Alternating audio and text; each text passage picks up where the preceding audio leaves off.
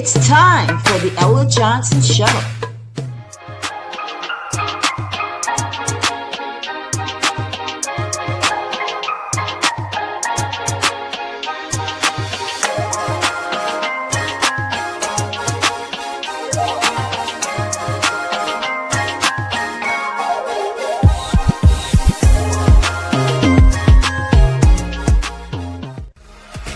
Thanks for tuning in to the Ella Johnson Show, where there are two sides to every story. Enjoy the broadcast.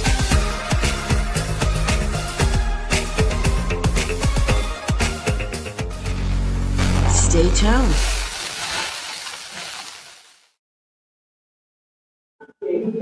Hello, everyone, and welcome to the Ella Johnson Show. I am so excited to be here. It's a new month.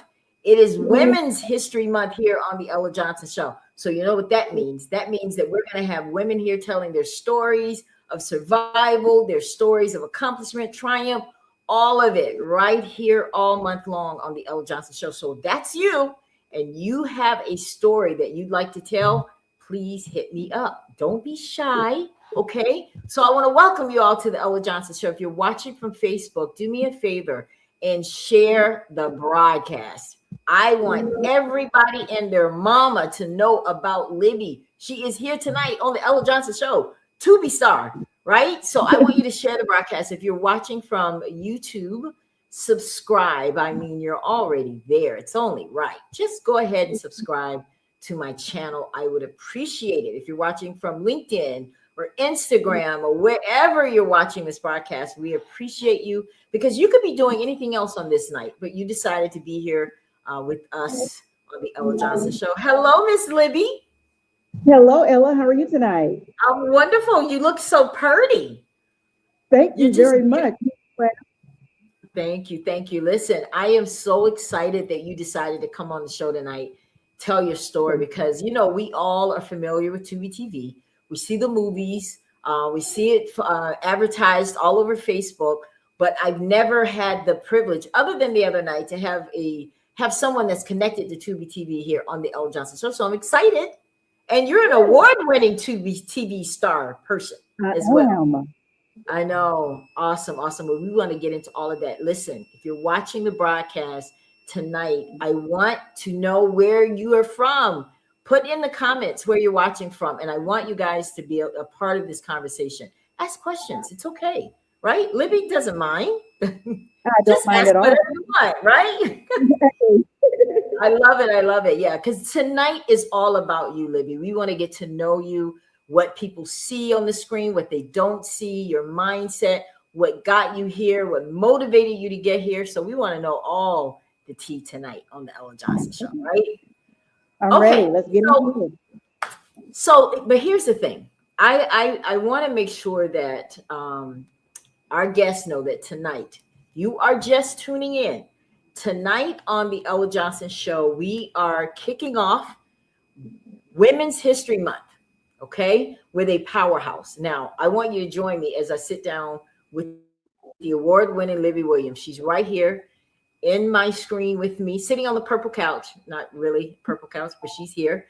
She is winning Best Actress, and how she shattered every glass ceiling for women over 50 in the industry. Now, this isn't just an interview, it's a masterclass in resilience and the testimony of a Tubi star. All right. So I'm excited. So here's the thing. Before we dive into everything about your movies and how you got there, I want to know about Libby. Where did you grow up? I grew up in the exact same town that I still reside in to this day. Swansea, South Carolina. I was born on Main Street, if you could believe that, in a doctor's office. I am the second oldest child of my parents, Shelley and Alice Washington. My mother had just had a baby 6 weeks earlier, went to her doctor's appointment and found out, surprise, she would have another baby on the way. No. So my parents have said everything about my life has been surprising them since that day they found out I was coming. So they already knew it. So tell me something about your childhood that really shaped who we're looking at today? Like, give me one of your favorite moments as a child growing up there. One of my favorite moments as a child, and I am a romantic at heart. I love love. I love the idea of people being in love. And every day we stayed at my grandparents' house. And my grandmother was the type of woman in that era, we don't show affection. So my grandfather went into the kitchen one day and he popped her on her hip. And me and my sister started screaming. We was like, oh my God, granddaddy loves grandma. And she turned around and said, Whitaker, don't do that. Don't do that in front of the children. And he said, why can't I do that? You're my wife. I can do what I want to do. And that made my face so happy. It made my heart sing. And I said, I want to have a husband that's going to do that to me. And I was like 2 or 3 at this time. And I remember that even with memory loss, that's a core memory that stayed with me. The way that my grandfather talked about loving my grandmother. So when were you diagnosed with that memory recall situation there? I'm going to say it was about 12 years ago. I can't remember the exact year because of, that's part of what I don't remember. But it was about 12 years ago because I have a 12-year-old grandson and it was right before he was born. I went to work one day, had a meeting with my staff and my management team, came out of the meeting. And I was reading the notes that I'd taken into the meeting because I love taking notes. And I realized I didn't have the ability to read the notes. And it wasn't my writing that I couldn't read. I could not understand letters. So my way of handling panic is I will look extremely calm. I'm like, okay, I don't know what's going on right now, but I'm going to step out for a moment. I stepped out of my job that day and I've not been back since. Oh, wow. Is it because of the memory loss or because you just wanted to pursue something else? It was because of the memory loss. I mean, I got to a point where I couldn't even drive. I wasn't able to take care of myself. I became homebound.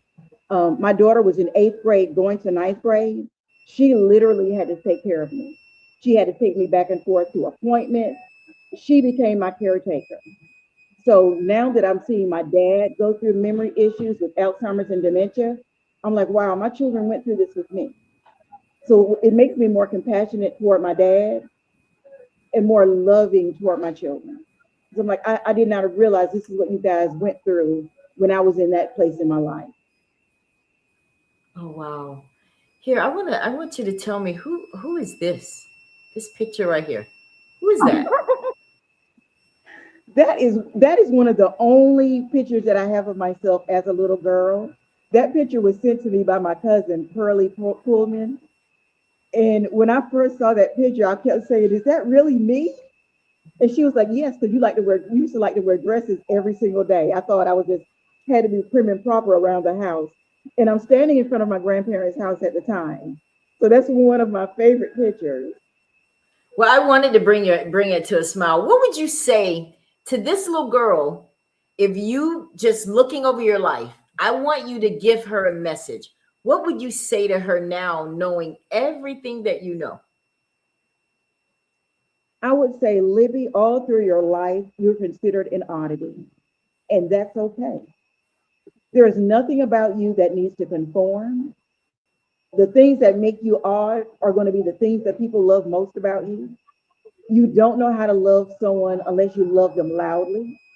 You are expressive with your emotions with everyone that you care about, and all of that is okay.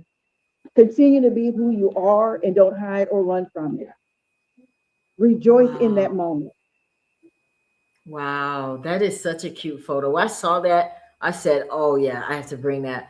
Because when it's something about those old photos, right? Yeah. What is something that happened when you were a young girl? What is something that happened that you constantly and consistently continue to think about? Sometimes in life we'll go through something and it'll always take us back. And it's that thing in that moment that keeps us grounded. What's yours? Every day, my cousins and my siblings and I stayed at my grandparents' house, not only during the summer, but every day. And there was an older man that lived in the woods behind my grandparents' house. We never knew this man's name. We just knew every day after my grandmother cooks dinner, we had to take this gentleman dinner as well. My grandmother said, knock on the door twice to let him know that you're approaching, because he was in the bed. Let him know that you're approaching, that we have his dinner. Make sure he had everything that he needed before we left, and then you just leave. If he offers you any money, any thank you, don't accept anything. So that taught me and my cousins to be grateful, to always lend a helping hand, that you're not too good to do for others. I think that was the most valuable lesson, because we were little children. I mean, we walked through those woods every day, and we were like, we don't even know this man's name. My grandmother said, that's not the important part of the story. You don't need to know Wow. this man's name to know that he's in need. Wow. See, that's good because, you know, so they were setting a precedent for you as a child. This is what Absolutely. we want you to follow. Wow. And no matter what, you continue to follow. See, that's good. Because I think that you being a Tubi star, being around this industry, you have to stay grounded. That's why I wanted to bring that photo up, because I know that that's where we learned the value and the art of being grounded was when we were Yeah, children. That's when it was instilled in us, absolutely. right?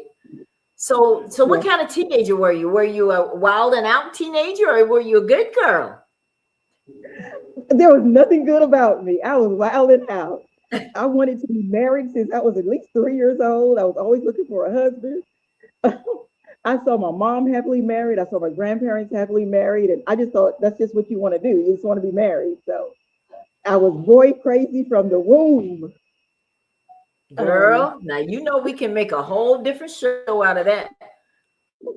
From the rooter to the tutor, right? oh my God. I Okay, enjoyed my life.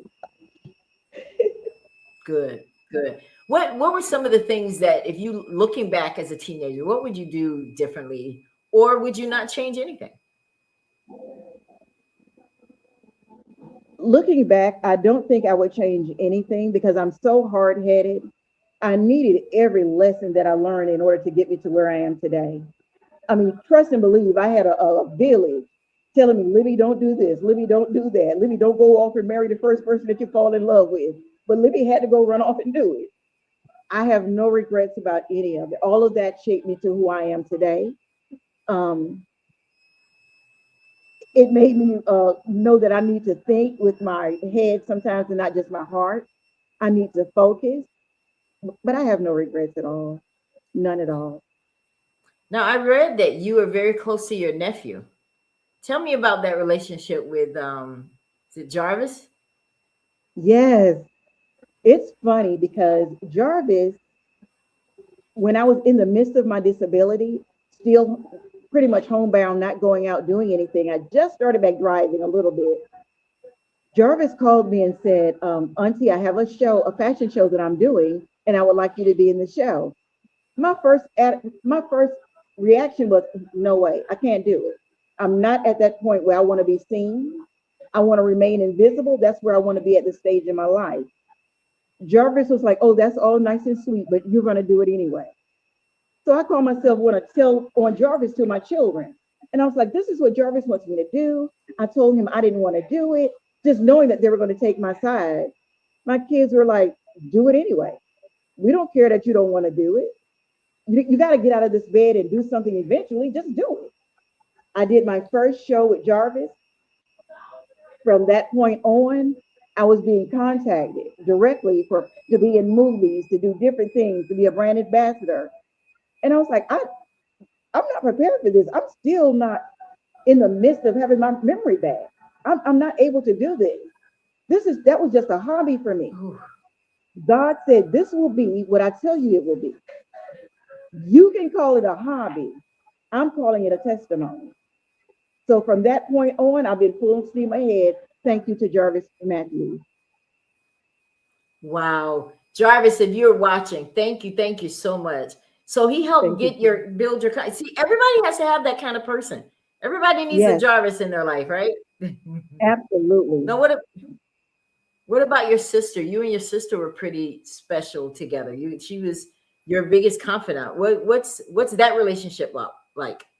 I, both my sisters were my biggest confidant. My older sister, Lisa, who was 10 and a half months older than me. I mean, thick as thieves. We were very close as well. And my baby sister, Sharon, she's 4 years younger. Lisa has since passed away, but Mm. we make sure we keep her memory going. Sharon and I do almost everything together. She goes to most of my functions with me. She's my person that keeps me dressed a lot of times for any functions that I'm attending. She makes sure I know that, look, you're not a star. You got to get it together. So she's very she's just a different character. I just can't explain how much I adore my baby sister. Oh, now During the when you midst guys of were my growing, huh? no, finish. Go ahead. Hmm. I was during the midst of my disability, when there were days that you have feelings that you don't know are real or not. You're starting, your memory is creating false memories. I would call Sharon. It never bothered her. She was like, you could call me at any time. It's okay. And I'm just so grateful to have the support from my siblings that I have. Now, growing up, you guys, your parents had a construction company, yes? Yes. Yeah, and you guys worked in it. Tell me some of the things you learned, the disciplines that you learned by working for your parents. Well, we learned that you will not be late. You will show up Okay. for work at a minimum of 30 to 45 minutes early. You will be prepared when you get there. You're not going to ask a lot of questions. You're going to stand around, look at the job site, and make some assessments on your own before you start asking questions. If there's a safety issue, you know my dad is the man in charge. We could always go to him, and we could always rely on each other. I mean, he was a strict, um, when that business phone rang at home, as little kids, we had to know to answer that phone as professionals. There was no hello. There was like Washington Construction. We knew how we had to answer that phone. So it was all about the business. So I'm so proud that we had that opportunity because my children as well worked with my parents' company growing up. Wow. How long did they have this company? I'm 58, so I'm going to say they had it for at least 45 to 50 years. Wow. Yeah, my dad finally stopped doing a little work just a few years ago, and that's because he said his knees were starting to hurt. But when I built my first custom home and my daughter built her home, my daddy was not the contractor for that, but he was on site every day making sure it was done correctly. Now that's what I'm talking about. Oh my God, I got chills. That is It's amazing. What? How old he's were been you an when amazing guy, ma'am. how old were you when you started working in the company? Oh my gosh, we were like 5 and 6 years old, and my dad had us hauling bricks. Three little girls out there hauling bricks. He had us toting wheelbarrows, mixing mortar. I mean, anything that anybody out there could do, he was like, y'all got to be able to do it first. This business will ride or die on us first before we start hiring a crew. So we were the crew. So that's so interesting because one of the disciplines I'm sure you learned, like you said, being on time, that helped you definitely in this industry. Oh, Do you absolutely. now are you a diva on set? You're not one of those people, are you? Not at all. I am so grateful for every opportunity that's presented to me because I still let every director and producer know that I still have limited memory issues. So I let them know that up front so they can see, is it going to be worth working with this actor? I don't ever want them to go into anything blind. So when I'm on set, I'm observing, I'm looking at different ways to make myself better. So I prayerfully, I'm never a diva on set. Hopefully I have a grateful spirit. I have a spirit that I'm going to show up early and stay late. If there's anything that needs to be done, I'm willing to do it. And I learn a lot from the younger actresses that's in the field. I mean, I've learned a great deal from these young ladies about having the determination to go to the next level. So personally, I've never been a diva on set, and that's not in my personality at all. That's It's good. definitely in my personality at home, but not on set. Not on set. You know what I was thinking about today when I saw that? I said, wow, imagine if all we had was faith and we didn't have that kind of stuff. So whenever you are forgetting, this is my encouragement to you. Whenever you find yourself forgetting, just remember that we walk by faith, not by sight. In your case, you walk by faith and not by memory, right? Right. And that's a Amen. good time to really, I think, take in the moment and just You're making it work because look at you. Yeah, thank Award you. winning at Thank 50. you. Come on, Yeah, girl. You know we're gonna get into it because thank I'm you. impressed by that. So you still have that issue. I did. At that point, when I won that award, my son, my older son, who's also a model and an actor, was going on set with me. So I would look up at him if I forgot a line, and he would mouth it to me. Oh wow. And they were People, okay with that. They worked with hmm, you. They worked with yeah, you. Oh yes. I mean, wow. I am so grateful to Felicia Geechee One Rivers and the Geechee One Films team. I had other actresses and actors that I work with. I was transparent with them. I'm not trying to do anything for attention. I'm not trying to flub a line. This is what's going on. I want you to know that this is what's happening with me. So sometimes I was allowed to ad lib a line. Sometimes my co-stars would give me my line. When I tell you that people that I work with were more than gracious to me, that is something that I will never forget. And I Oh. absolutely want to pay that forward at some point in my life. So at what point did you leave home? When did you finally say, okay, I'm going out here in this big old world, try it out? What age were you when you did that? I'm 59 now, and I'm not saying that I've ever left home. I still live within 7 minutes of my parents. I don't think I've ever left home. I've never. This is my time now that I'm actually growing up, finding out who Libby is, what Libby likes, Yeah. what's her favorite color. Going Yeah. through the disability that I went through, I'm like, I don't even know who I am outside of being a wife and a mother. It's time for me to discover what I like, the things that I want to do. Good So for I'm in that you. right now. That's what I'm talking about. So tell me about the kids. We haven't talked about your children because you have children and you're a grandmom, right? Tell me I about am. that. I have three incredible children. My oldest is an actor and model, Jared Williams. He just turned 30. Then I have my middle child who's in the construction business. She won't let me say much about it, but she is doing really well in construction. And then my youngest son has a trucking company. Wow. Impressive. I My love 4-year-old it. grandson So was is looking she a at one of my GC? movies earlier this week, and I said, look at Gabby. He was like, Gabby, I know that's not you for real. That's AI.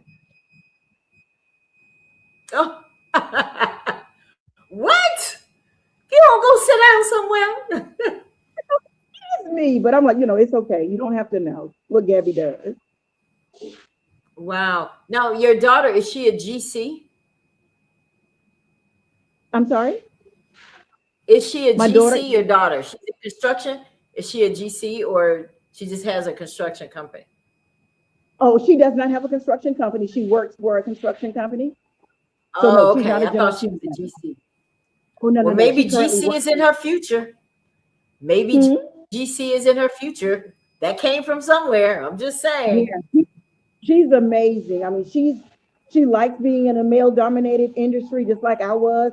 She has that personality for it, and I am beyond proud of her.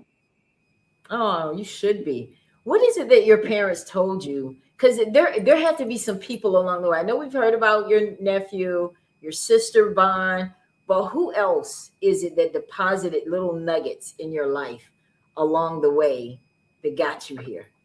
Even if One they of were the things, having to talk to you when you were wilding out. Yeah. my dad, my Oh, dad was one of those people. No matter what anybody said about me, he always knew the truth about me.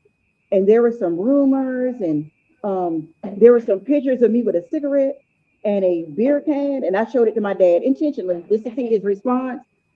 He was like, Libby, don't play. You wouldn't smoke and you wouldn't drink a beer. Here at this age, I've still not done either. But he knew that because he knew his child.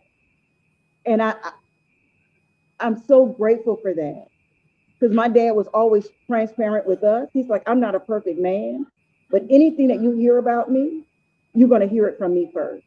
And that's how I've always been with my parents. I don't shy, even the photos that I post.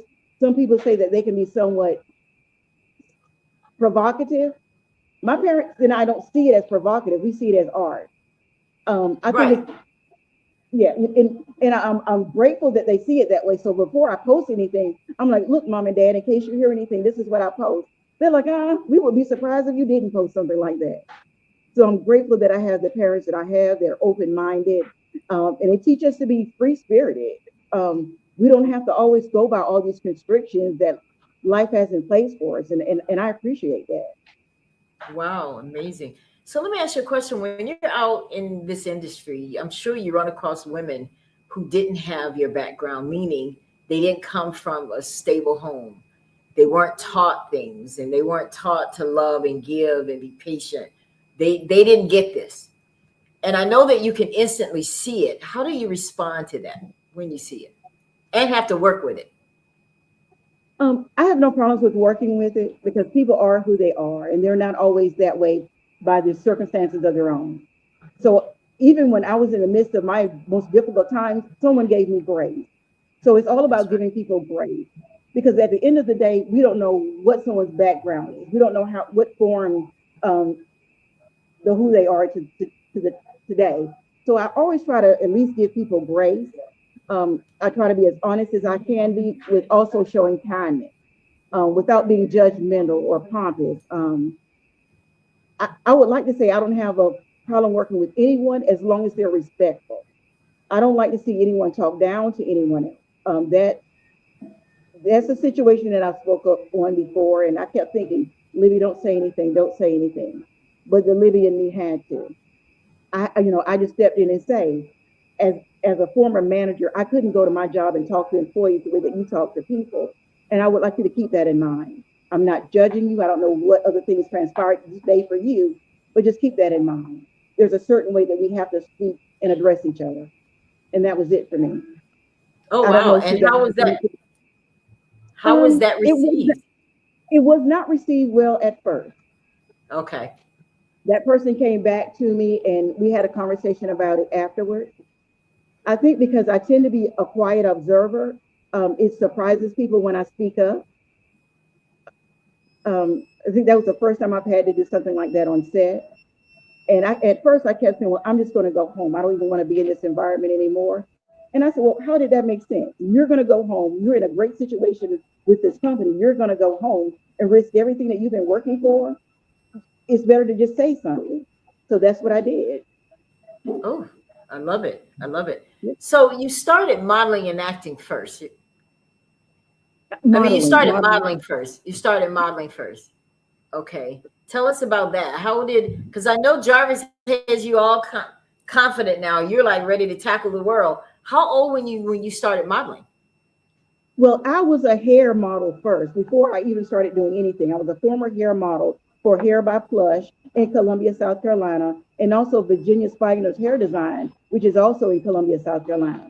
So I've done commercials and print ads for both of those ladies when I was in my early 20s. I mean, before I even started having children.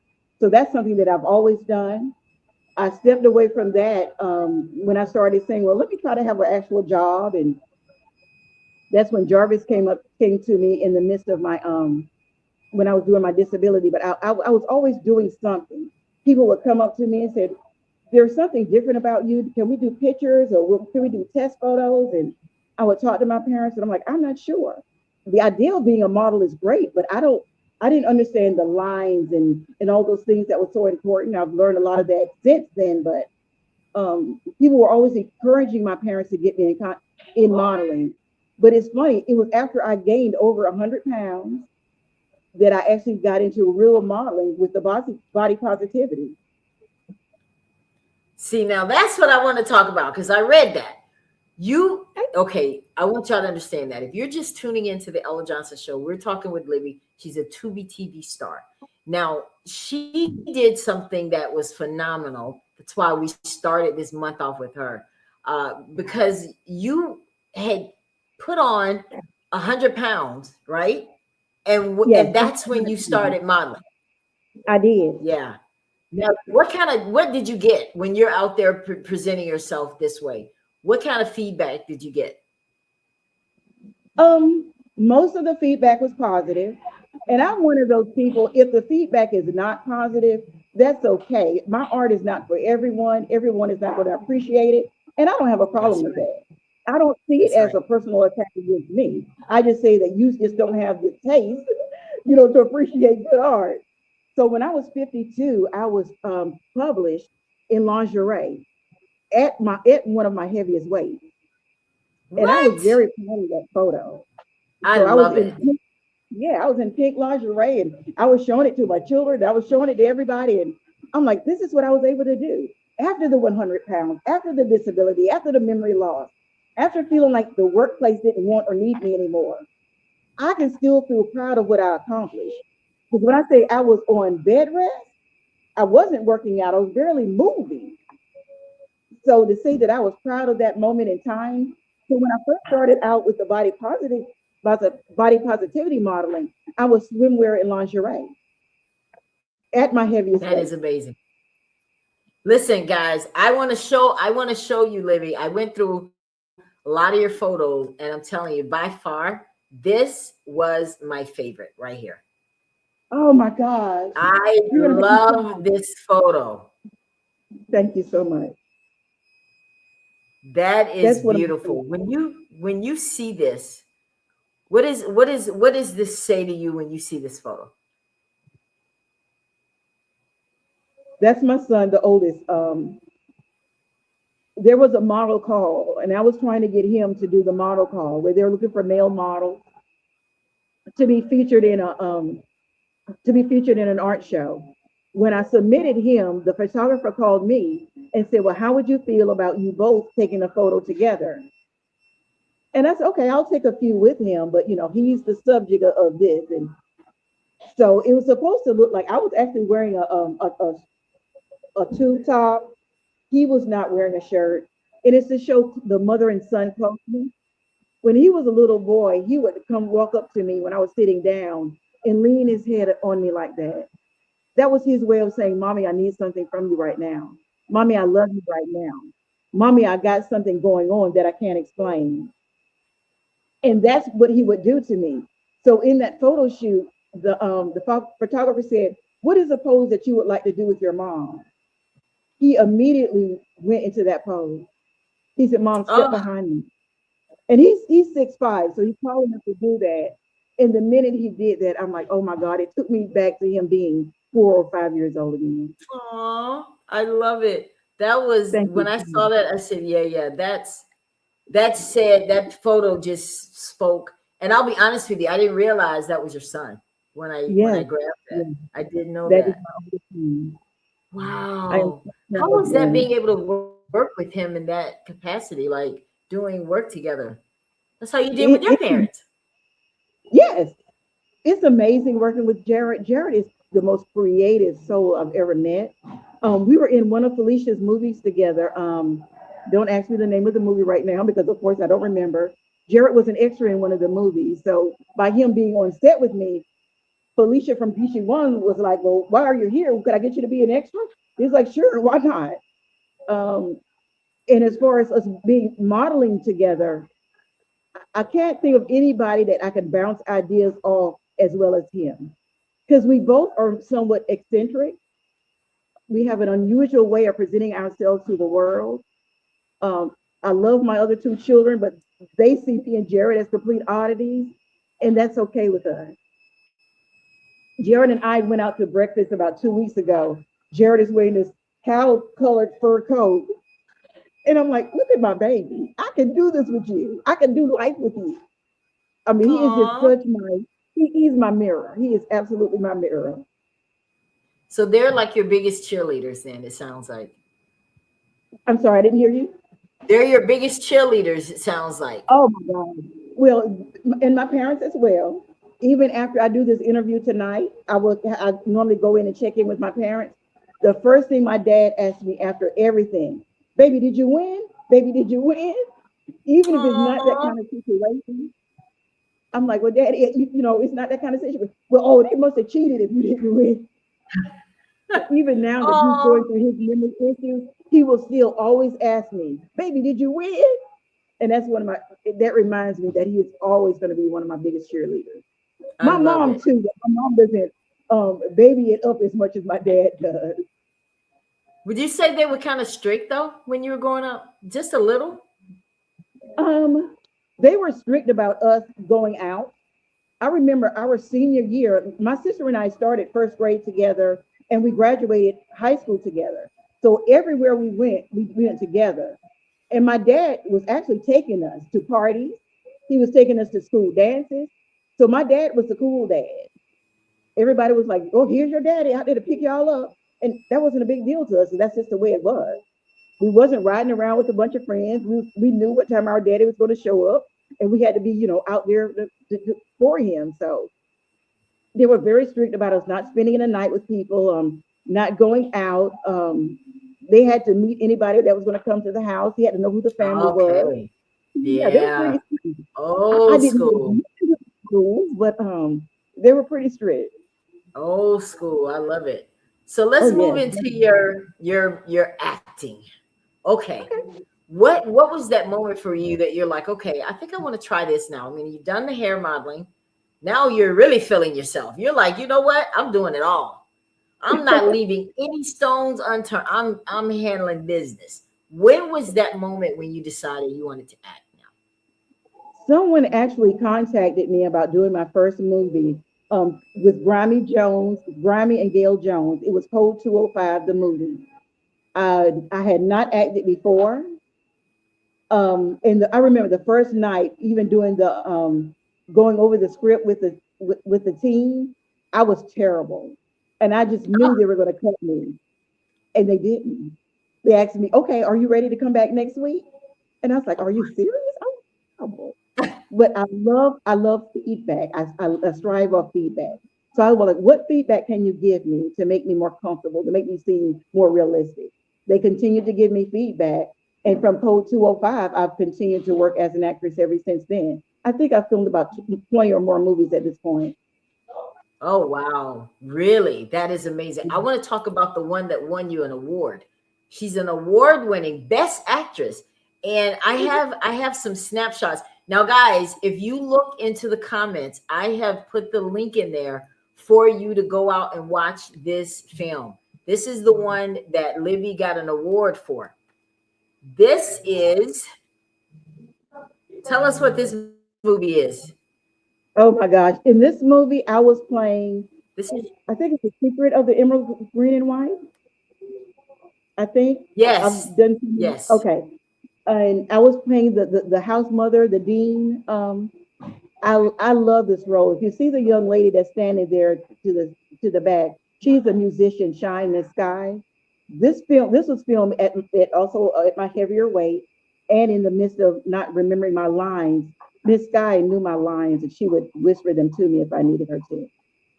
So she was one of those phenomenal people that worked with me. So I feel like I definitely did not win the award on my own. It was definitely a group effort, and I'm so grateful for everyone that helped me along the way.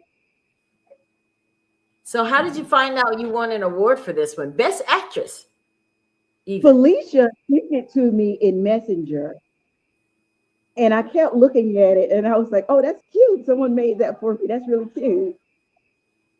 And she was like, "No, Miss Libby, that's real." And I said, "What do you mean it's real? Because I don't know how to be an actress yet." And she said, "This is very real." And I still didn't believe her. I was like, "Well, I didn't remember this. I didn't remember that." She said, "We know that because I know the way I wrote it. But when you gave a delivery, it was believable, and you did a great job." And Oh, I was like, I literally fell to my knees. I Sometimes in life you go through a phase where you feel invisible. I said, "Lord, thank you. I'm not invisible anymore. Someone sees me for me." And I say all the time, I'm so grateful for this moment in time. That's how I continue to feel. I'm just so grateful. that is amazing. This, I mean, you have this memory situation. I'm gonna call it situation. I don't like to call it illness or whatever. But you had this memory situation, you Mhm. had a weight situation, and none of that stopped you. Now No. there are people watching and they're like, yeah, but that's her, Ella. It's not like that for everybody. What would you say to that person that feels like, well, I don't have any acting experience and I don't have money to do any of this stuff. I know I'd like to be in movies also, but it's just not for me. I can't do it. They give up before they even try. Tell them about the moment, if you had a moment where you almost wanted to give up, if you did at all. There's many times I feel like I'm not good enough. I don't know that I actually wanted to give up because I absolutely love what I do. I love being able to say that I'm an actress. Even if I'm in only one or two scenes, I'm an actress. I'm being talked about in rooms that I've never been in. I've heard people come back and say, look, I heard your name in this meeting. I'm like, are you serious? And I've not even been a major star in any movie. So when I say I feel like sometimes I'm not good enough, I've never wanted to give up on it. Now tell me about Felicia Geechee one, because I understand that she has really worked with you. You've been in a lot of their films. Tell me about that relationship with them, how you met them. I met Felicia because she was working on the very first movie that I was in, Code 205, the movie. And I saw how she ran her set and I liked it. It was very professional. I liked the way she was personal with everyone, even me as a newbie. And I said, there's something special about her. She's not just talking to the stars of this movie. She's coming around talking to everybody to see if you need anything, to see if you're good. Is there anything I can do to make you feel more comfortable? That was a great experience working with her that very first time. And I was like, this lady doesn't even know me, but yet she's treating me with the same respect that she's treating everyone else. And I greatly appreciated that. And I'm also one that, like I said, I like feedback. I'm not afraid of negative feedback. I think all feedback is good if it's going to help you get to a higher plane. And that's one of the things about Felicia. She's not shy about giving it to me. Now, Miss Libby, you can do this, or you can do that, or can you change something this time, or can you give me a different delivery? I love it because it pushes me. It pushes me to a different level. So Felicia has been one of the most patient people on the planet, not only with encouraging me to do her films, but encouraging me to audition for other people as well. She will send me something, Miss Libby, I think this will be good for you. What a lot of people don't know is I was in background for All the Queen's Men with Tyler Perry. That was because Felicia sent that to me. Felicia was like, audition for this, Libby. I think you would be good. And I was like, Tyler Perry, are you kidding me? And I did it. I did it. I drove to Atlanta by myself, stayed up all night driving, got to the hotel, and it was an amazing experience. All because Felicia believed in me and she pushed me. And Lord knows she pushes me. That is amazing. So not only is she's a mentor for you, and Absolutely. the one that is amazing. Yes. Not only just for me. Anybody that steps on her set, she's willing to do that for each and every one of us. Sometimes I think as a director and producer, she can be so misunderstood. But I can honestly say I've seen her step out of her comfort zone to help us get comfortable. And the love and admiration that I have for her is immeasurable. Wow. Well, you're getting some comments here. Chardonnay says, hello, Auntie. So proud of you. Thank you, baby girl. I love your breasts are popping. Out. No, you didn't. They say your breasts are popping out. Oh, well, you know, gee. They say that to me all the time, so I'm used to that. I didn't even notice. Well, that's my girl, Felicia. She is the one who invited me to watch you on tonight. Wow. Well, thank you, Dee Dee, and thank you, Felicia.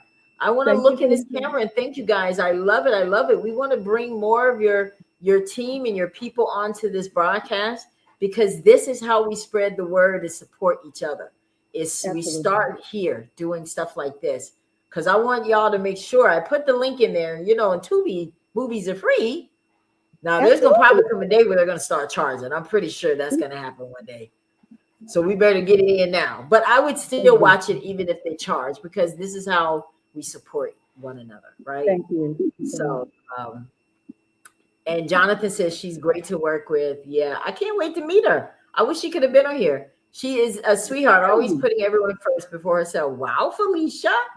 Excited to be here. Congratulations, beautiful ladies. Thank you. Thank you all. I love to bring your comments here because this is our show, right? This is Now it looks like you were in some kind of theatrical production with Geechee. What is that? Tell me about that. I was actually learning how to do self auditions or self tape. So Uh-huh. that's one of the things that I'm still working on learning. I'm still very much in a learning stage, although I've been in quite a few films. So that's one of the things that I was doing with my acting coach, Earlene Boyd. And I'm also one of her new elite brand ambassadors. So I'm looking forward to doing a lot more work with her soon. You know what I was just thinking about? Do you guys ever do like talent searches for actors to for these movies? How do you find your actors and actresses? Felicia was doing a class. I think it was like every Thursday at Art Studio in Charleston, South Carolina, at the Citadel Mall. She's going to start doing that once more, but I'm not sure of all the details yet, since that Art location is closing. And Earlene Boyd also does private um, photo shoots with up and coming models and actresses, and she does one-on-one sessions with them as well. So there's always ways. If anyone is interested, I share different things on my page on anyone that's doing anything that you can get into acting and modeling. I try to make sure everyone knows it's not a closed field. If you're interested in doing it, I will always share that information with you. I'm not Now a because gatekeeper. Fan. now because Tubi doesn't charge people to watch, do people get paid to be on Tubi movies, or is that like this is just a learning experience? How does that work for people that For want to some, know? for some, it's a learning experience. As you do more and more movies, you absolutely get paid for it. Okay. Okay. Now I want to get into some more questions, some thought-provoking questions here. Now, I Okay. want to know, we look at the 30 years you spent as a hair model before the world discovered you on Tubi. What was that quiet version of Libby preparing the famous version for? I don't know if Libby has ever had a quiet moment. Um, I've always been somewhat of a eclectic personality, and I'm not shy about that. I don't try to withhold my personality from who I am. One of the scariest things to me is not being authentic. And then someone finding out, oh wow, she wasn't like that the other day. This is pretty much who Libby is. Um, so even when I was getting ready, getting my hair done, I'm interacting with other people. I'm having fun. I want to laugh. I want to make it light. I want to make everybody. I know I'm not a comedian or anything, but I want to make sure everyone feels like we're good. This is a sisterhood. This is not where we're going to do any um, backbiting. We're going to mentor each other. Each one teach one. I've had great mentors throughout my life, and that's what I would like to be for others coming up as well. That's good. Now, when you get these roles, what if it? I know acting is about becoming that person that this role calls you to be. Have you ever gotten a role and you're like, wow? Because if I were going through something, if I had to do if I had to have a role of something that I've done in life that would come natural, I'm like, oh yeah. Like if I had to pretend to be a cheerleader, I could do that because I was a cheerleader for real. So I could get in Mhm. front of the camera and do it. Or stuff I've done. How do you make yourself look believable when it's something you have no connection to? You're just Well, becoming an Felicia actress. had me playing I think a cook or a cook or something in Fangirl, and I'm like, that's the most laughable thing on the planet. I could not cook anything if my life depended on it. So I'm like, I don't even know anything about the kitchen. Aesthetically, I know what things are, but I don't enjoy a kitchen. So I'm like, well, Felicia, this would be my biggest acting moment of all time. Um, I just pretend that I know it and I believe in my head because I pretend every Thanksgiving when I'm in the kitchen with my siblings, as I'm in the way doing things, and my sister's like, Libby, we love you, but please move. We don't need you over here stirring your invisible meal. So that's pretty much the same thing that I did on set. Just having fun, just pretending I'm another person. So have you ever had a role that was hard to play because of something that maybe you have been through? Yes, Kill 'em with a Smile was difficult for me. After the first, normally when Felicia sends me a script, I don't read everyone else's part. So I really don't know what the movie's about until I get on the phone call and have to go over my lines. And that's because I don't want to get my lines mixed up with anyone else's. So I'm careful to just only read my lines and the line before and the line after. So when I got on Kill 'em with a Smile, I realized it was about a woman. who had an illness. And we've gone through it with my sister previously. My sister was diagnosed with brain cancer. And I told Felicia, I can't do this one. This one is too close for home. Felicia said, trust me, you're going to like the outcome. Trust me. And I kept saying, I can't. This is too heavy for me. She said, I can see the rest of the script if you want to read it. And I said, I'm not even in a place where I can read it. I trusted her, and I'm glad I did. I'm glad I did. So why was that close to home? There was a lady, the young lady in Kill 'Em With a Smile had an illness. They thought she was dying. And my sister had recently passed away from brain cancer. And I just did not want to relive someone going through that, the emotions of someone knowing that their life is changing. It was just too emotional. You know what I thought about? You remember in The Temptations when the guy was supposed to, the song, it was the 3rd of September, the day I'll always remember. And he didn't want to do it because he said, you know, that's the day my daddy died. And he said, use it. You know what I'm saying? And I think that's what you did. I'm sure you used it and it helped you be more believable in that role. Absolutely. Absolutely. Have you ever had to turn down something because you just couldn't? You're like, look, I don't even believe in this. Like, let's say if you had to, I'm trying to think of something like, not kill somebody, because we know that you wouldn't kill anybody and that's part of movies. But I can't think of an example right now. But let's just say there was something that you know you don't believe in. Okay, like a lesbian scene. I'll say something like that. And let's say you don't believe in that. Would you be able to put aside the fact that this is just acting? These are not my beliefs. This is just something that I'm doing because this is my job. Or do you say there's just some things I don't want? Have you ever had to turn down money? Kind of. I was offered a lead role. The script was phenomenal. The film is phenomenal. I was offered a lead role. I studied that role for 3 months. I wasn't getting I couldn't maintain the information. And then on top of that, I ended up catching COVID, which made my memory even more foggy. The hardest thing in the world was to call the producer and director and say, I can't do this. But I wanted to give her enough notice to replace me in that lead role. And to come to that realization, Libby, you're not ready for that yet. You can't do this yet. That was hard. And it wasn't because of my beliefs. It's because I just simply couldn't do it. I wasn't there yet. Yeah. But as far as something I don't believe in, I think the only thing that I really have told that there's certain words I won't say on screen. Under no circumstances do I ever plan to say the N word. It just hurts my soul to hear it.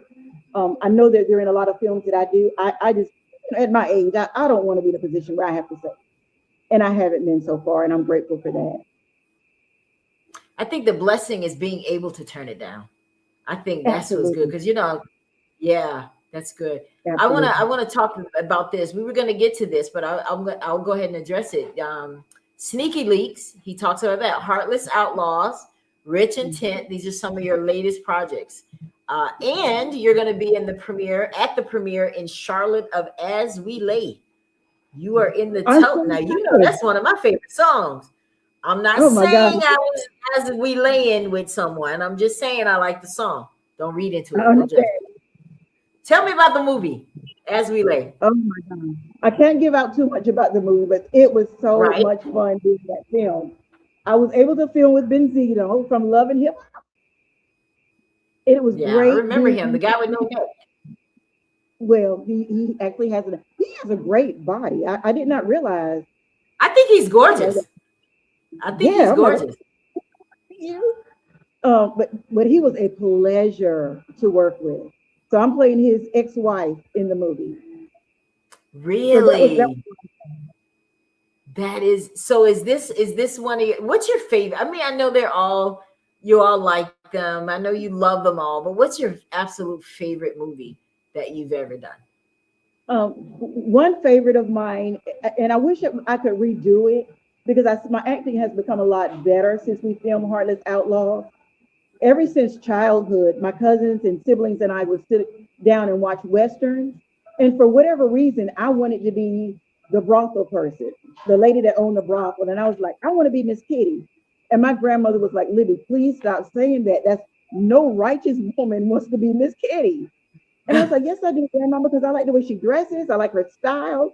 And my grandmother was trying to explain it to me without directly explaining it to me. So when Felicia offered me the role in Heartless Outlaws for playing the brothel madam, I was like, my grandmother would not be happy, but this is the opportunity of a lifetime. But like I said, my acting has become better since then. I wish I had the opportunity to play that type of role again.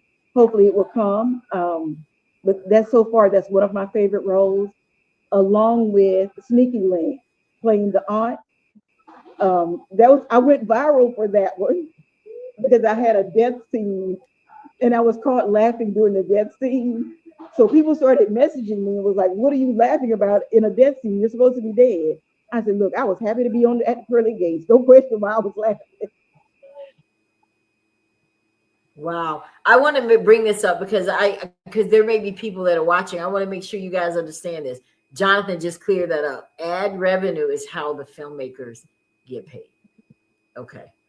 Thank you, Jonathan, for letting us know.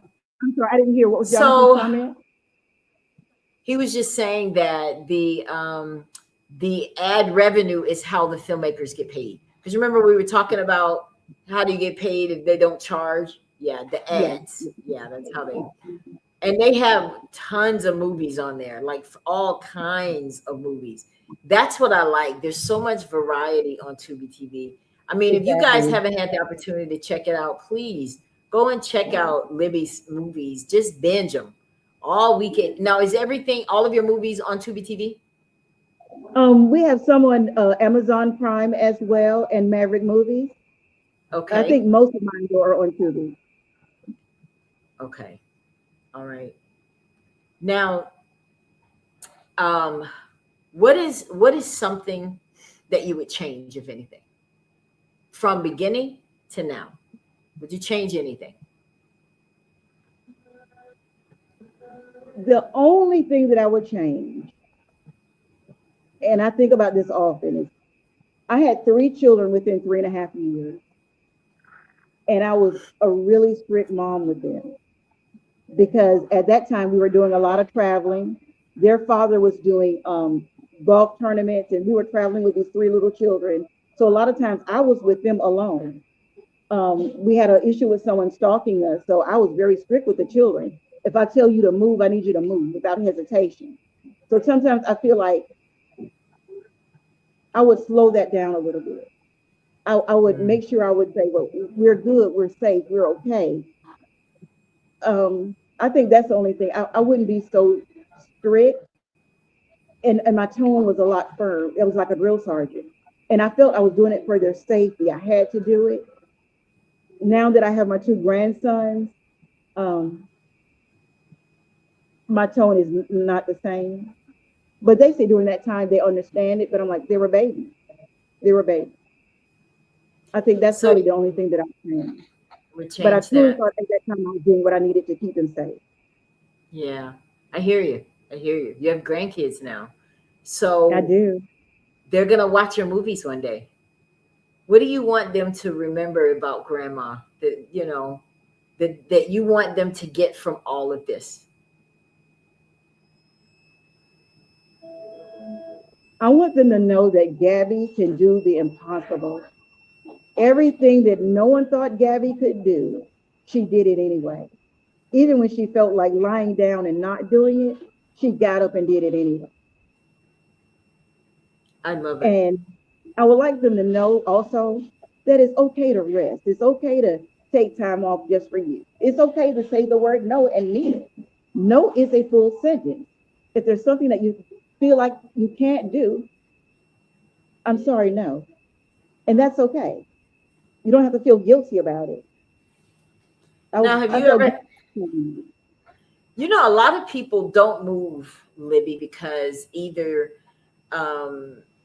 they don't understand how to do something or they don't have a string of people believing in them and pushing them. Did you have, I mean, you had a lot of support, but let's say you have someone who doesn't really have that support. How do they find the momentum to just get started, stick with it, even though they're being told no? How do you, where does that come from? And where did it come from for you? I think if you're in that situation, you have to remain prayerful.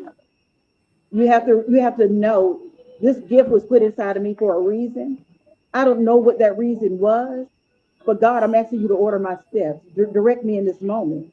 Because there was times in this that I was so broken, I couldn't pray. I couldn't pray for myself. I'm blessed that I had a family that was still doing it. My mom said, Libby, are you praying? And I said, Mom, I don't even know how to. I don't even know what to ask God for. She said, just acknowledge his presence in your life. I couldn't even do that.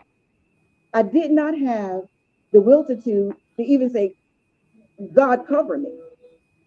So I'm just asking you, if there's even a small part of you that believes in what you're doing, surround yourself with positive attitudes, with positive personality. That's one of the things that I've always done. I realize everybody's not going to be for you, and that's okay. But I'm going to always surround the people that's going to cheer for Libby. And you better believe I'm cheering for you just as loud. That's right. So what broke you, Libby? What is it that broke you? I was in a management position, one of the only women of color in that position in a male dominated industry. I wanted to be better. I wanted my bonuses to be better, and I wanted my salary to be better. I wanted my responsibilities to keep growing. I wanted my team to keep growing. I wanted to do everything that I felt like a man could. The three men that were on the team and me, I wanted to do everything that they could do, but better. I am the most competitive soul on the planet, but I'm I believe it. internally competitive. They would have never known I was that competitive. So That's I'm right. up all night. I'm up all morning. I'm taking phone calls when I'm supposed to be asleep. I'm taking phone calls on the weekend. I'm working all night, getting off the night shift, and then going out doing stuff with my children. Because I decided just because I chose this, my children won't suffer because of it. So I say they won't miss a beat. So I was trying to do everything and I wasn't sleeping. I was staying up for days at a time. And finally, that one day, it all came to it just collapsed. And how did you get back up? Therapy, church, prayer, my community. And when I say my community, I'm the house that I live in right now is within 3 minutes of the house where I've lived all my life. So my community is literally everybody that I grew up with, went to church with. They saw what was going on. They knew something was different. I went to church one Sunday, and Reverend Nathaniel Adams, who was also great friends with with my parents, and I'm great friends with his children as well, even to this day. He came to me and he said, Libby, you need to speak about what you're going through. This would be a testimony for somebody. I immediately started crying. I said, Reverend Adams, I can't. I'm not there yet. I don't even know what to say. I can't. He said, well, God will let you know when you're ready. And to protect my children, there's still parts of the story that I've yet to share.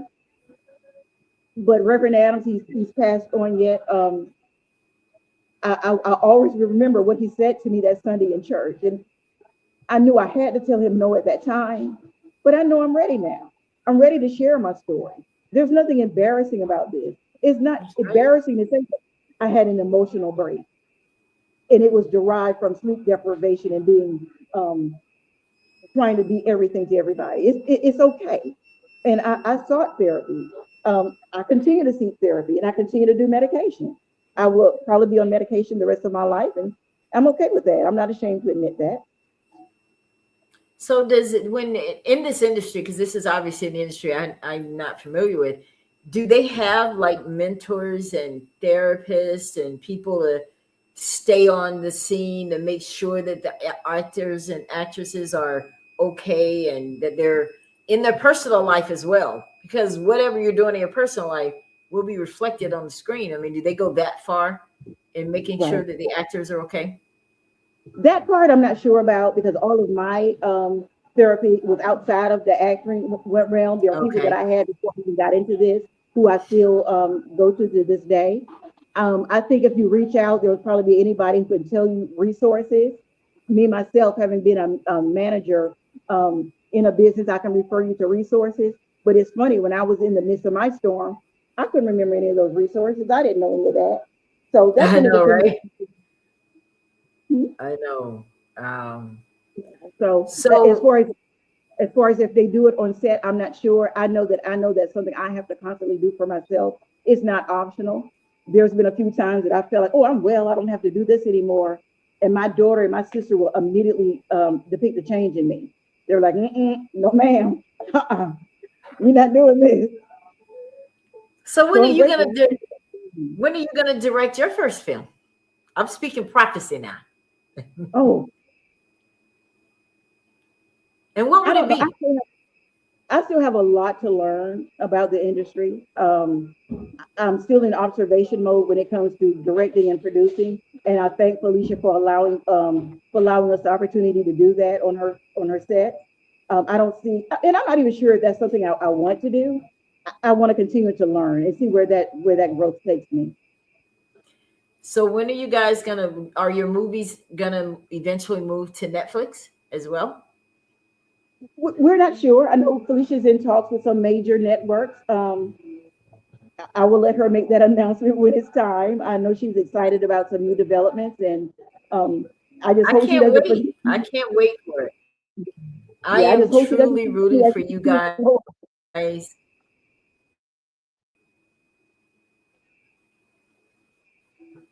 I'm sorry. What'd you say? I said, I just hope What'd you Felicia won't say? forget me as she continues to blow up. Oh, I'm sure she wouldn't. Like you've become a regular at Tubi TV, from what I I'm, hear. I'm, What's saying I'm, out here in these streets. I am very blessed, very blessed. So tell me this. What if you weren't acting and modeling and doing these movies, what would you be doing? What do you think? The same thing that I do every single day when I'm not acting and modeling. I would be a full-time grandmother. I Okay. would be at my grandson's beck and call. Oh, you're that grandma. I Oh, that's am. sweet. My son-in-law had to remind me today, it's okay, Miss Libby, he can cry. He can cry with y'all. Gabby's trying to fix it. They don't I'm understand that when you become a grandmom, it's like they're yours. Listen, if you're not a grandmother, you won't understand what we're talking about right now. It's a exactly. whole different thing, right? I tell my daughter, I said, honey, I have never known a love like this before. I'm She's telling like, you, thank it's you. different. I am a child. It's different. It is. So, It is. if you could change anything, I know I've asked that. If you could change anything, would you? The hardship, the struggles, the memory recall situation? Like, would you say, God, why did you give me this? Have you ever said something like that? Like, why did I have to get this? Or do you look at that setback as somewhat of a setup to bring you to where you are? How do you view I, it? I definitely see it as to bring me to where I am now. And I never asked God why. It never crossed my mind to ask why. Um, I saw that this is what it is, and we have to try to deal with it. I never asked why because I had so many people with me. When I had to go to Duke University for a brain scan to make sure everything was going okay inside my head, I had a team of people who was like, let's go, let's ride.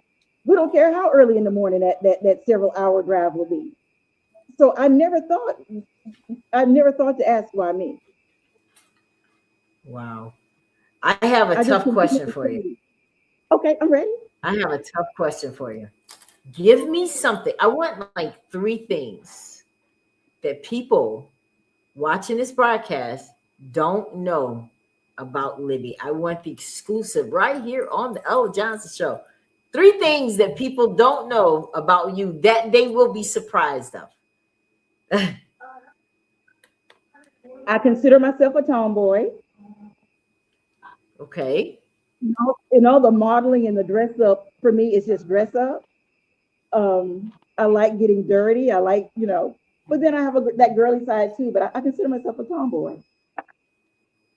Okay, Um, that's one thing. She's a tomboy. Did y'all know that? I am fiercely spiritual. And people say, well, Okay. how can you be spiritual and post the stuff the content that you post? And I know if it was not for my faith and the belief in a higher power, I wouldn't be where I am.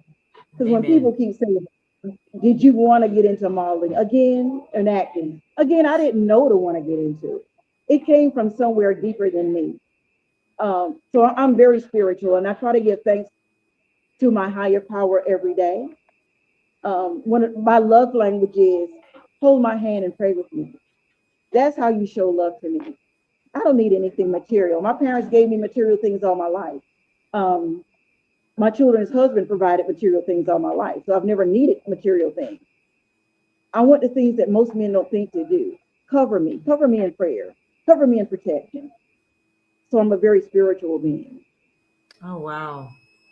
Um, I think in the final thing, and I will probably regret saying this, I was incredibly close with my grandparents. I still have conversations with them to this day. My grandfather passed away, I think, when I was about 2 or 3. My Mm. grandmother, when I was in my 20s. And I can get certain feelings from them when they want me to change something about what I'm doing in my life. I will get the scent of my grandmother or the sound of my grandfather's voice. And that's no, okay, Libby, you need to redirect. You need to do something different. And that's one of the things that I absolutely love. All right, we got some questions for you. Okay. Felicia is watching. Hello, Felicia. Geechee one. I love that name. What does Geechee mean? I like that. It has a nice. It feels good saying it. Geechee. She says, out of all the films you've appeared in, which character did you love the most and why? Okay. Out of all the films I've been in, which characters do I love the most and why? Yes. Um, I love the madam from Heartless Outlaws because that was a lifelong dream come true. Um, and I love we filmed a movie I think last week or maybe 2 weeks ago, and I was coming back to my college campus.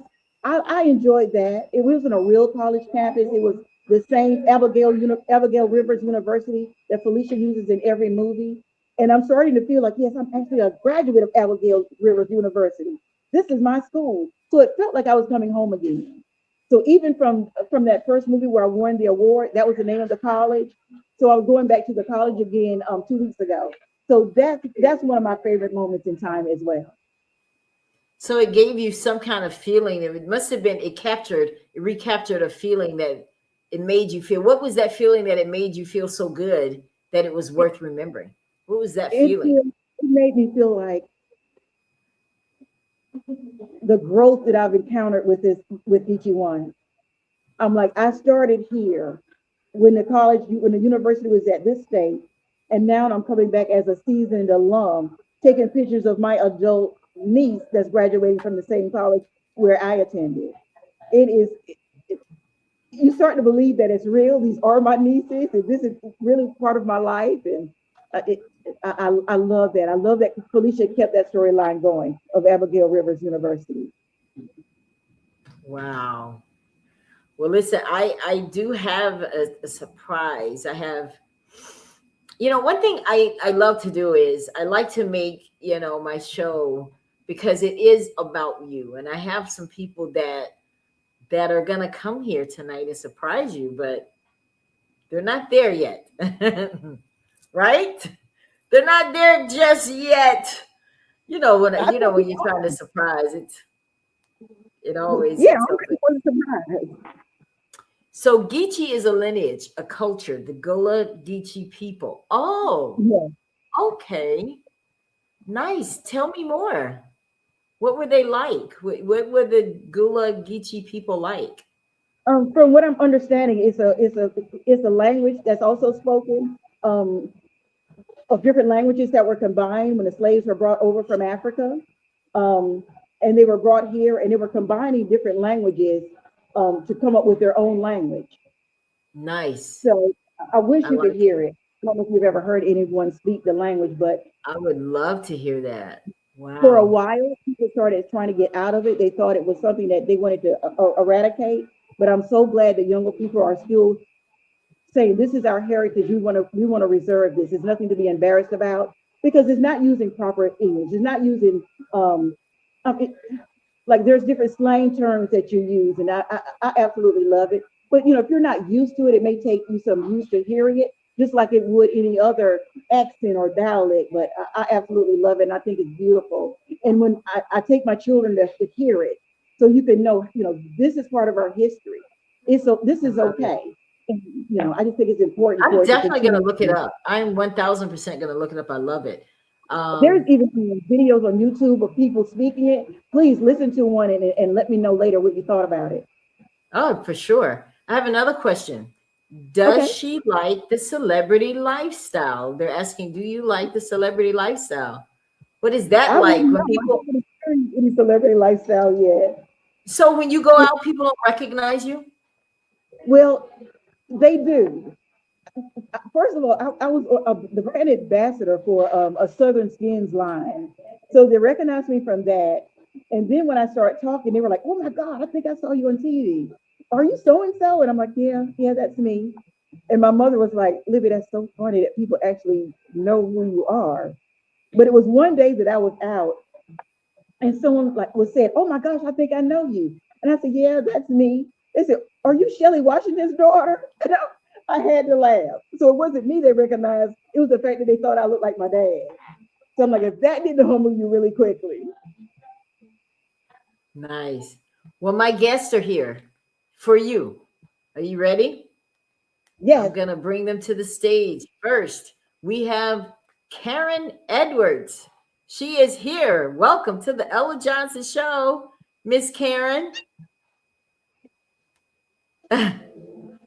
It's great seeing you again, Karen. You're muted, Miss Karen. You're muted. Unmute your phone. Uh-oh. They're trying to figure it out, but at least you know they're there. You guys unmute your phone so we can hear you. But I have somebody else to the stage. Kamal Jordan is here. It's so good to I see love you, Kamal. Yeah. Hello, hello. Hello. I'm trying to do that. Let's see. Can you hear me now? We can hear you now.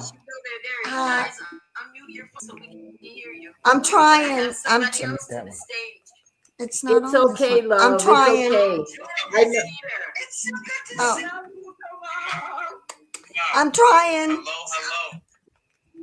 Oh shoot! Can you guys turn your muted because we're hearing it over and over there. Yeah. Okay. Okay, so I'm gonna take you guys off. Okay, let me for try just a this. second. Can you hear me? Yes. Can you hear me? See what it is, Karen, is that Yes, you're I looking can at hear the you. live show and also at the delayed one as well, Karen. So you got to Now- mute your mic so that we don't hear the loop as we're doing it Oh, my live while goodness. you're catching the little bit of lag. There you go. Thank you, Kamal. I can't Thank you, get them on there. Kamal. Oh my goodness. Okay. Okay. So Kamal, welcome. Thank you so much for last minute coming on. He wanted to come. He had some wonderful things he wants to say to you and about you. So Kamal, have at it. What would you like to say to Ms. Libby today? Yes, first I want to say I love you, Miss Libby, for you just blessing us with your talent and allowing us to be able to just showcase the beauty and the Black excellence, my love. You are like a mother to me on the set always. I want you to know that I always look for you for the light to shine. And I just thank you for being such a great asset to us. You've been in so many films with us, from Secret of Emerald, White, and Green to our newest film, 2K, Pretty Girls Kill. You are just such a monumental staple for Get You My Films. I just want to just thank you. Come on here, let the world know, y'all. This is one right here. She is a keeper. You one of the best actresses I've seen so far, just to keep going, you know, and to take the criticism, to take the thought, to take the idea. Remember when we were doing the Emerald, White, and Green, it was all improv for a little bit, and you were right on there and it looked so good. That's why I just give you my love in person, because you were like a mama to me on stage and on set as well. I'm behind the scenes guy, Miss Ella, so I'm the guy who gets to watch how it happens while it's happening. And so it's always good to have people I like Libby love on it. set. Yeah, it's always good to have people like her on set to really make it work and make it make sense. Thank you so much, Oh, Kamal. that is so amazing. What would you like to say, Libby? I am so in love with Kamal. I asked him for feedback and he does not hesitate to give me feedback. And I appreciate it. And I try to always make myself better based on the information that I get from him. I'm trying so hard not to cry. Me too. Oh my gosh, me too. Me too, Libby. I'm so serious. Me too. Woo. Kamal actually taught me how to do my first on-screen stunt, which is going to be in the upcoming movie that's going to be screening in Charlotte. So I'm excited for everyone to see me do my first stunt. And thank you, Kamal. That was his idea. That's right. Yes, ma'am. She hit on him as we lay, coming out real soon. Charlotte, we got Benzino on that, and like you said, we got the wonderful, Thomas, Miss Libby Williams in there doing her thing, and yep, she's doing her own stunts as well. That's right. And thank you so much for coming and trusting me in that capacity. And even when I was doubtful, you never were, and I appreciate you so much. And I know I was coming to you a lot. I was calling you. I was getting you on Messenger, and because I wasn't sure, and I wanted that feedback, and you never hesitated and made me feel like I was worrisome. And I absolutely love you, and thank you so much. Well, thank you too. I mean, Libby, because of you, I was able to understand my position inside the whole production as well. You know what I'm saying? Because at first, I thought I was supposed to be the guy in front of the camera, but no. In fact, I'm way better in this role, and it's people like you being able to take it and let me see that and understand to really help this whole thing become magic, Libby. For real, for real. Thank you. Thank you so much. I think we got Karen back. Are you ready now, Miss Karen? I am. Can you hear me now? We got you. We are good to go. Yeah. So there you go, Miss Karen. These are your surprises, Miss Libby. Karen, tell us what Miss Libby means to you. Oh my goodness. So she probably thought I was a stalker when I first started stalking her because I was. I first came across her on beautiful Felicia's page, and I saw her, and I am shocked to find out that she is a tomboy, because I saw her and I was like, this lady is absolutely stunningly gorgeous, and I've got to find out who she is. I've got to know who this is. So I started just checking her out, right? And because I thought, she looks to be maybe my age, but she just seems so much, so worldly, and I had to find out who she was. So I checked her out, and then I was like, I've got to be in a movie with her. I've got to find out, more. I've got bucket list is to film with her. And the next thing I know, without even saying this to Felicia messages me and says, I've got a role for you. And then she ends up telling me that there's a celebrity in this film, and I thought that Miss Libby was the celebrity. It turns out it was Benzino, but nonetheless, I thought it was Miss Libby, because that's my celebrity, right? And absolutely, when she walked in the room, she's everything I thought she was going to be. She walked in just stunningly gorgeous. She owned the room.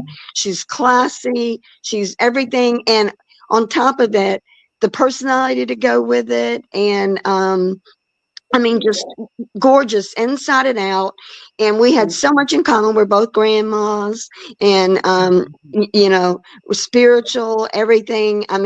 We just hit it off. And I'm pretty sure I'm older than her, but when I grow up, I want to be just like her. And Thank you so much. Thank you so much.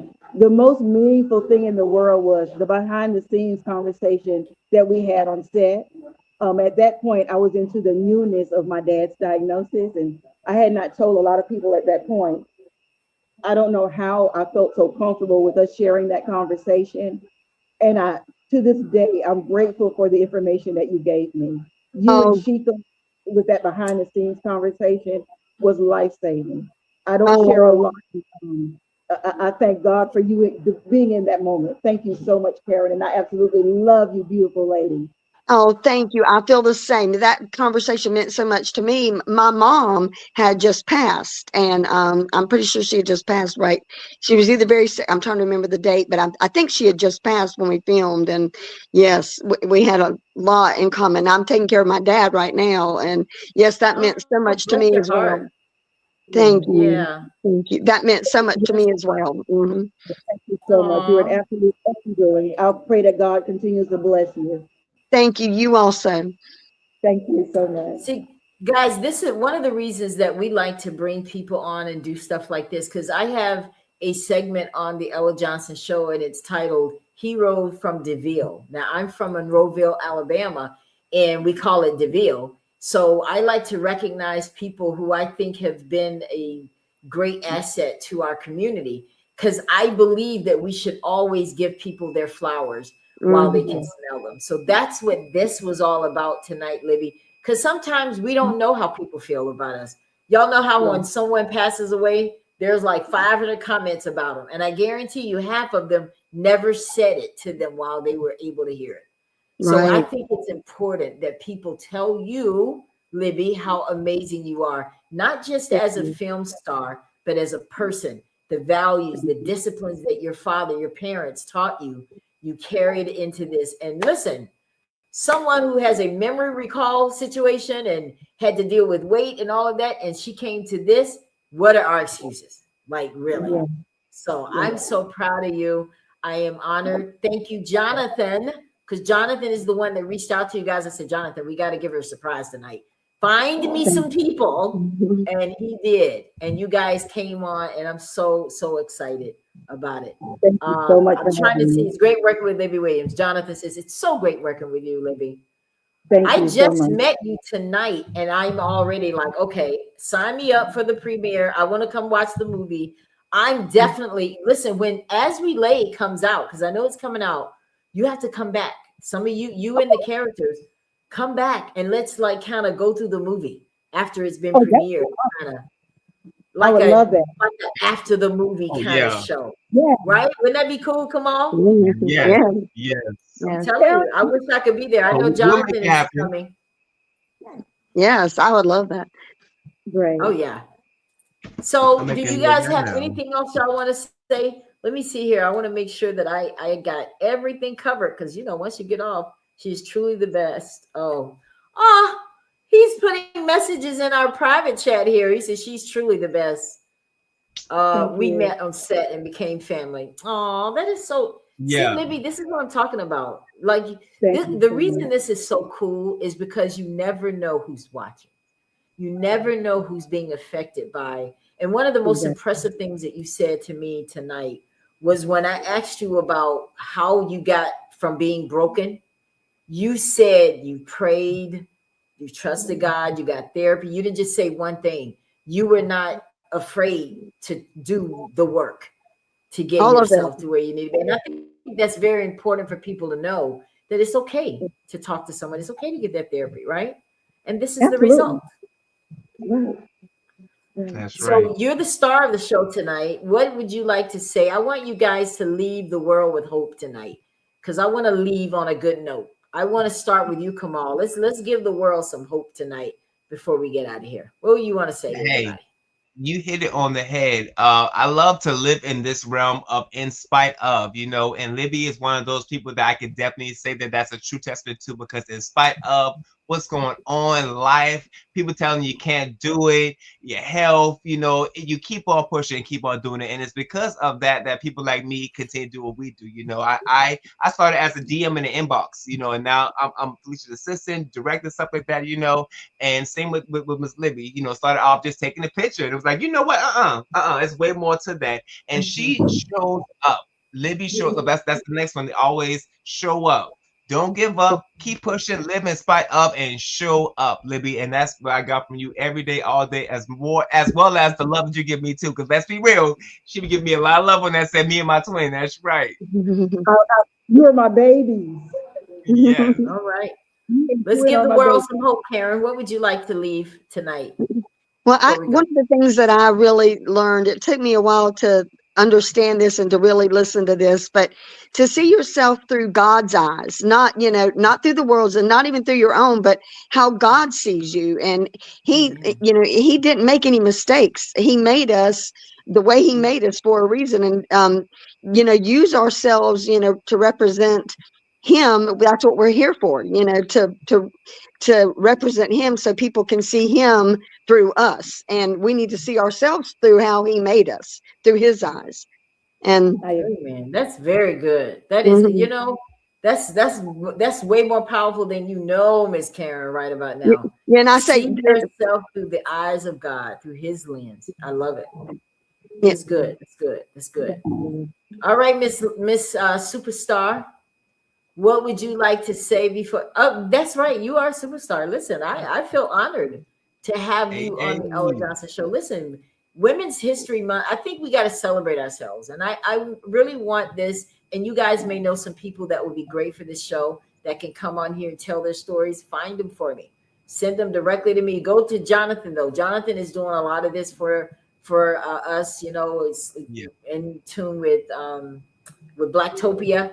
So I want you to go through him, but we want to definitely set up shows. I want, if you are a domestic violence survivor, a cancer survivor, whatever, sex trafficking, because there are people out here that need to hear your story. And I want you to do it here, this Women's History Month on the Ella Johnson Show.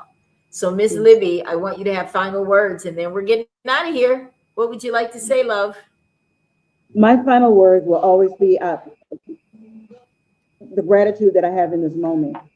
Thank you, everyone, for supporting me, for believing in me, for providing me feedback, good, bad, and indifferent.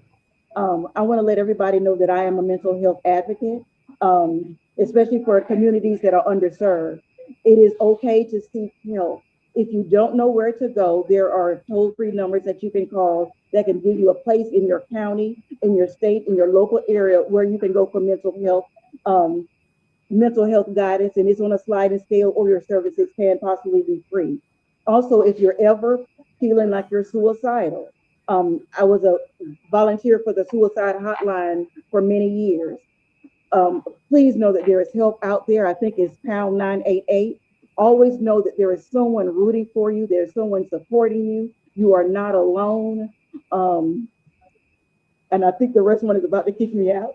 But I want to let you know that there is always someone believing in you, even when you can't believe in yourself. That's That if right. no one else is out there, I believe in you. I love you, and I'm sending you positivity. All right. Well, on that note, we're going to say goodnight. And for the person that said, what is this about? We are talking, well, tonight we were talking with superstar Tubi, superstar Libby Williams. We interviewed her tonight, and Karen and Kamal came in to surprise her. So just play it back. Go to YouTube, subscribe to the Ella Johnson Show. Well, we're going to get out of here, guys. Thank you all so much for tuning in tonight. Thank you for your comments. Thank you for sharing.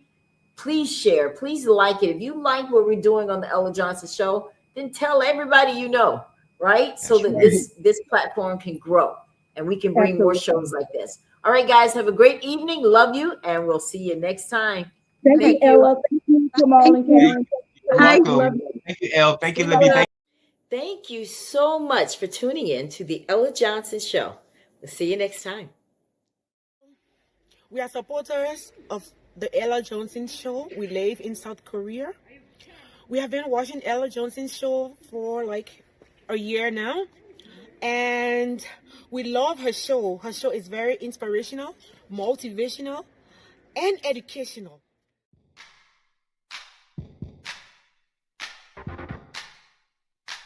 If you would like to be a guest on the Ella Johnson Show, send an email to theellajohnsonshow@gmail.com or send a text message to 407-334-6997.